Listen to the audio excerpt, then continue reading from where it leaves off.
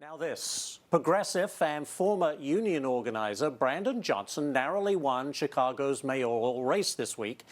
And guess what? He can thank the teachers union for that. They rallied their troops to get the vote out and donated more than $2 million to Johnson's campaign. Maylee Smith is the Senior Director of Labor Policy at the Illinois Policy Institute and joins us this morning. Great to see you, Maylee. Do you think Johnson is in the pocket of the teachers union now? Does he owe them for his success? He really does. You know, in the weeks leading up to the election, more than half of parents in a poll indicated that they felt CTU already had too much control over the city.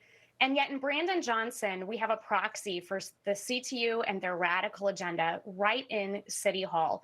90% of his campaign funding was from unions, 50% from teachers unions, and as you noted, nearly 2.3 million from Chicago Teachers Union, even though a number of their members criticized the union for spending so much on politics. And it really is a blueprint for special interests in other states, that if you spend enough in your members' dues and get foot soldiers on the streets, then you too can take over City Hall. How would you describe the state of education in Chicago's public schools? You know, in 2010, a radical wing of Chicago Teachers Union took over. And since then, CPS has been a troubled school system. Enrollment has dropped by nearly 90,000 students.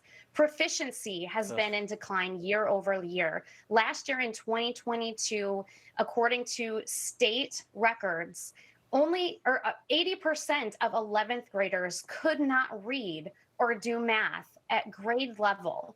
And last year, nearly half were chronically absent. And this is a result of the radical policies that CTU has put into place over the years and demanded of CPS since 2010 when they took over. And Brandon Johnson is a part of that radical wing.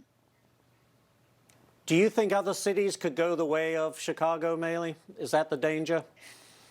That is the danger. And Chicago Teachers Union prides itself in setting the tone for teachers unions in other states. After their 2012 strike, they went out and they taught other teachers unions how to do what they do.